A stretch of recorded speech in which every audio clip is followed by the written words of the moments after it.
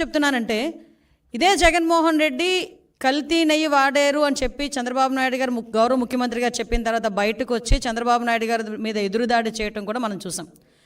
తర్వాత వీళ్ళ తాలూకా వెనకత కో బ్యాచ్ ఉంటుంది కదా, ఒక భజన బృందం ఉంటుంది కదా, భజన బృందం బయటకు వచ్చి లేదు జగన్మోహన్ రెడ్డి గారు మెట్లు ఎక్కి వస్తారు తిరుమల తిరుపతి దర్శనానికి అని మాట్లాడారు.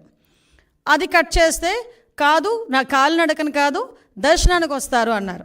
ఇదంతా జరుగుతుంది. ఓకే, దర్శనానికి వస్తే రప్పించుదాము, కూర్చోబెట్టి అన్ని గౌరవ మర్యాదలు ఇచ్చి డిక్లరేషన్ మీద సంతకం పెట్టించుకొని అతన్ని తీసుకెళ్ళి దర్శనానికి పంపిద్దామని చెప్పి ఆలయ అధికారుల దగ్గర నుంచి భద్రత దృష్ట్యా పోలీస్ డిపార్ట్మెంట్ వాళ్ళు అందరూ కూడా అతను రాటుకని ఆహ్వానించారు.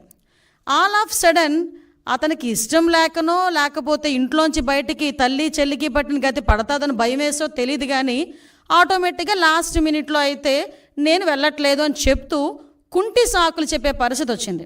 ఏంటా కుంటి సాకులు అంటే డైరెక్ట్గా బయటకు వచ్చి మాకు నోటీసులు ఇచ్చారు అన్నారు. అరే, పోలీస్ యాక్ట్ సెక్షన్ 30 అన్నది ఈరోజు చంద్రబాబు నాయుడు గారు తీసుకొచ్చింది కాదు. నీకులాగా జీవో నెంబర్ 1 ఇచ్చి సభలు అది ఆపుదామని చెప్పి లోకేష్ గారు పాదయాత్ర చేసినప్పుడు వచ్చిన జీవోలు కాదు ఇవి. పోలీస్ యాక్ట్ సెక్షన్ 30 అన్నది ఎప్పుడైనా శాంతి భద్రతలకు విఘాతాలు కలుగుతాయి అనుకునేటప్పుడు డిపార్ట్మెంట్ వాళ్ళు రెగ్యులర్గా ఇచ్చే నోటీస్ అది. ఆ నోటీస్లో చాలా క్లియర్గా వైఎస్ జగన్మోహన్ రెడ్డి గారు ఆంధ్రప్రదేశ్ మాజీ ముఖ్యమంత్రి 27/9/24, 28/9/24 తేదీల్లో తిరుపతి తిరుమల పర్యటించనున్నారని ప్రభుత్వ అధికారిక సమాచారం ద్వారా తెలిసినది.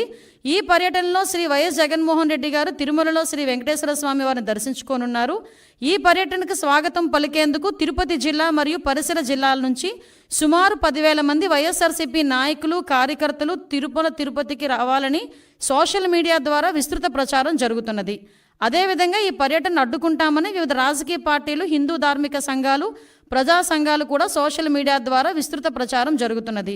ఈ సందర్భంలో తిరుపతి జిల్లాలో ఉద్రిక్త పరిస్థితులు, శాంతి భద్రతలకు విఘాతం కలిగే అవకాశం ఉన్నది.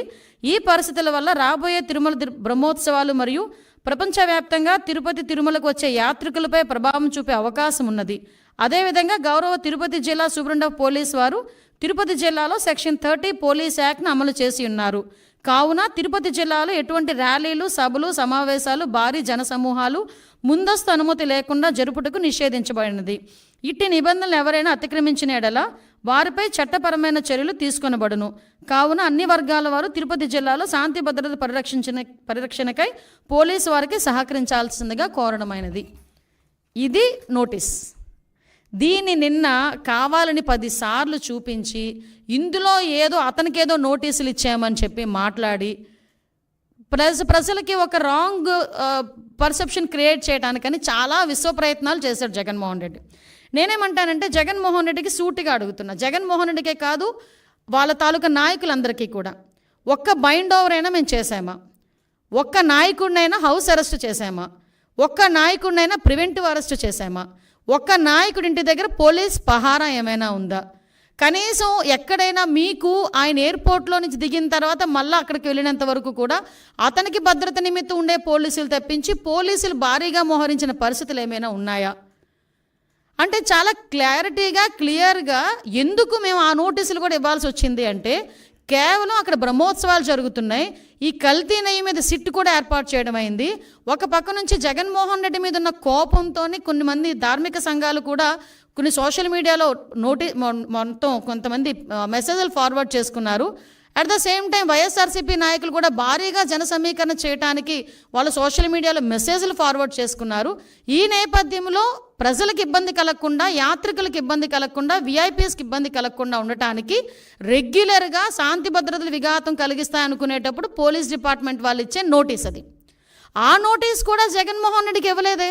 జగన్మోహన్ రెడ్డిని రావద్దు అని ఎవరు చెప్పలేదే. మీరు రాకండి అని మేము ఎవరూ చెప్పలేదే. వస్తే మిమ్మల్ని అరెస్ట్ చేస్తామని చెప్పలేదే. ఏ రోజు చంద్రబాబు నాయుడు గారిని ఎయిర్పోర్ట్